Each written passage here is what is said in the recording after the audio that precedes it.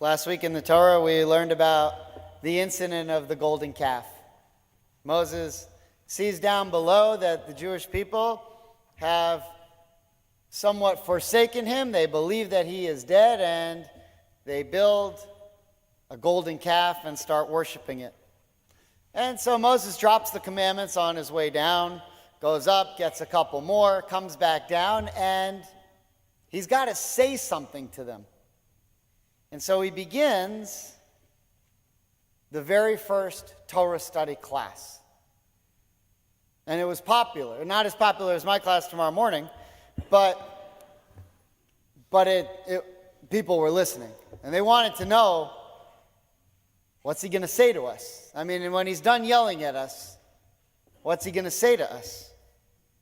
And he comes down with the Torah, and he really has 613 options of places he could start. And which mitzvah does he decide to talk about? He begins with Shabbat. Shabbat is one of the tougher mitzvahs to fill. I mean, it's constant. It comes every week. There's a lot you got to do. And it's kind of unusual. Why did he start as very first lecture to them after they've committed this egregious sin of worshiping a golden calf? Why does he start with Shabbat? So this is the Torah portion, which is called Vayakhel, as we're about to begin the end. We're coming just to the end of the book of Exodus, where we learn about the building of the tabernacle, or what in Hebrew is known as the Mishkan. And the Mishkan that we're going to build, this whole tabernacle that is the wandering temple for the Jews while they're in the wilderness, this whole structure that we learn about how it's set up together, we learn again about it in this week's Torah portion. But what does it have to do with Shabbat? Well, you've probably heard that you're not supposed to work on Shabbat. So what exactly does that mean? What can't you do? Does it just mean that you can't perform your profession on Shabbat? But if you want to sit around all day and watch TV or go to the mall, that's not considered work, so that's fine. What exactly does the Torah mean by you're not allowed to work? So the Talmud comes and explains, listen, there were 39 different types of activity of work that went into creating the tabernacle. There were people who cut stone. There are people who welded with fire. There are people who were farming and collecting different agricultural things. But in total, there were 39 different categories of work on the tabernacle. And the Torah forbade all of those categories and said, these are the 39 different categories of work that you're not allowed to do on Shabbat. And so Moses comes down and begins to teach about Shabbat, because Shabbat and the tabernacle are linked completely together.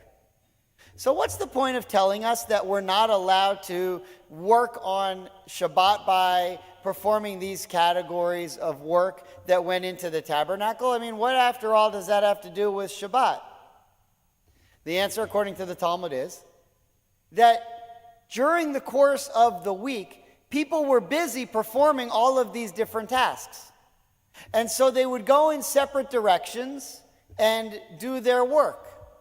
But as they went in separate directions, they separated from each other. And they went in totally different directions. And the idea of Shabbat was that all of Shabbat, the Jewish community would be together. So they figured, if we forbid them from going in different directions to do their work, they'll stay together. And every Shabbat, the Jewish community will come together. This is hard to do. This is hard to do back then, and it's hard to do today.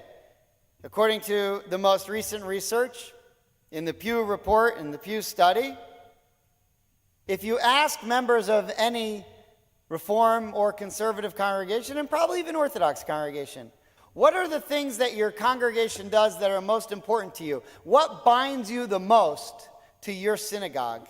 the majority of the congregants would have Friday night or Saturday morning services around like number 12 or 13, or you gave me 10 things to circle and that wasn't in my top 10. We shouldn't be surprised. It's really hard. So what did the Pew Report say that people are interested in? 42% of Jews say the most important thing about being Jewish is having a good sense of humor.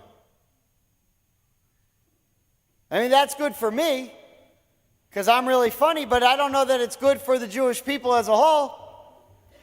That was funny. I don't know, you didn't get it, but that was very funny. So we've tried. The conservative movement, the reform movement. How did the conservative movement try? We're trying to look at Shabbat as a time where the community can get together. So it is now permissible to drive on Shabbat, the conservative movement said. That way you could all come together. But more so, instead of everybody driving to services, they drove somewhere else. And it's been very difficult. What did the Reform movement do? The Reform movement said, it happens to be Reform Jews 100 years ago that Saturday was not part of the weekend. It was part of it was a regular workday. And most of the American Jews 100 years in this country had jobs on Saturday mornings that they had to go to, and they weren't going to go to shul.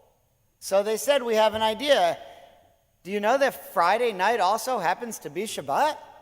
Why don't we have our main service on Friday night?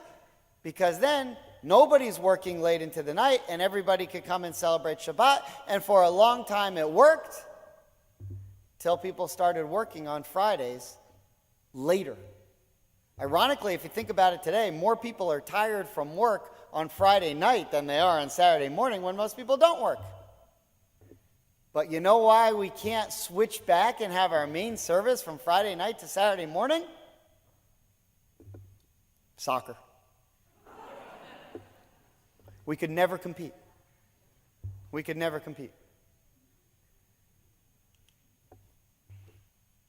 So, what I've explained so far is that the Shabbat has a lot to do with the Mishkan, because we derive what we're not allowed to do from Shabbat on the work that was done to the Mishkan. But what does Shabbat have to do with the Mishkan? So we said, what does Mishkan have to do with Shabbat? We've explained that it brings the community together. But what does Shabbat have to do with the Mishkan? What does this Mishkan mean for us when it comes to Shabbat? Because Shabbat is actually more than just the community being together. In fact, this week I was speaking with a woman who works for a local Jewish organization. And she said, "You're a rabbi, let me ask you this question." And I said, "I am, so go ahead." She goes to an Orthodox shul and she wanted a second opinion.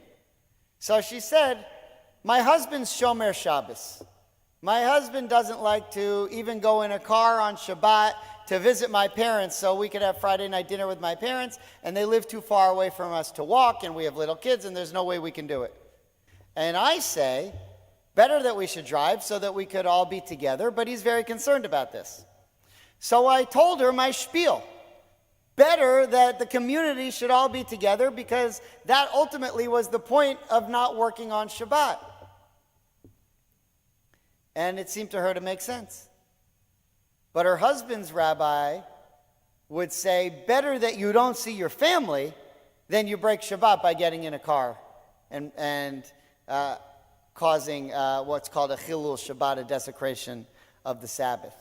So we look at it different ways. But the Mishkan also has to do with Shabbat, and Judaism is more than just about community, and Shabbat is more about community in this way. What did God do in this week's Torah portion? And what did God do as the Jewish people were traveling in the wilderness? He said to them, I want to create a home. Remember a few weeks ago we said, V'asuli mikdash v'shachanti b'tocham. Let them build me a sanctuary that I may dwell in it, Exodus chapter 25. Why did God say that? The Jews said, isn't it weird that you want to live with us? aren't you supposed to be everywhere? Aren't you infinite? And God said, yes, I'm infinite. But I want to limit myself on Shabbat to be with you. I want to contract infinity. God's infinite. But he said, I'm willing to perform what's called tzimtzum. I'm willing to contract myself and limit myself so that I can have this experience with you every Shabbat.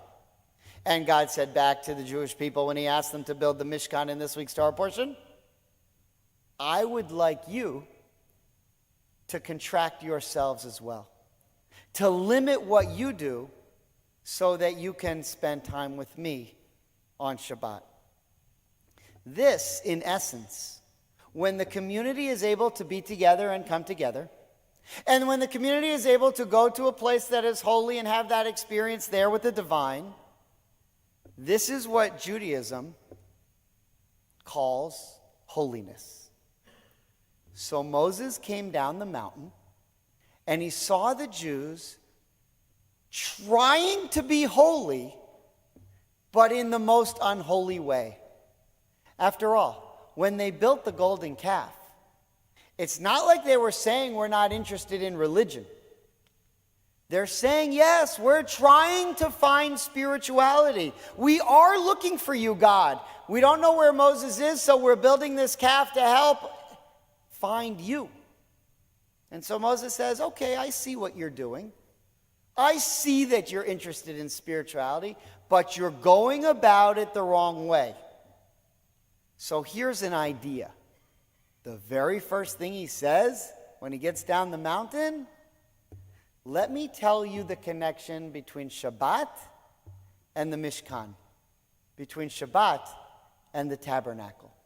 And so as we look at this portion of Vayakhel this week, with deep consideration for any research you want to do, for any question you ask anyone about what does Temple Beth Am or whatever their synagogue mean to them and where do they draw the most connection, when we see that Shabbat is further down the list than we need it to be, we have to say, Shabbat is the time that Moses told the Jewish people that the community comes together to go to the place where God contracts in order to meet us. That's when we find holiness. That's what Moses taught when he came down the mountain. That was the world's very first Torah study class. And it's probably a class that we could all use to hear once again today. Ken Yehi Ratzon. May this be God's will. Amen.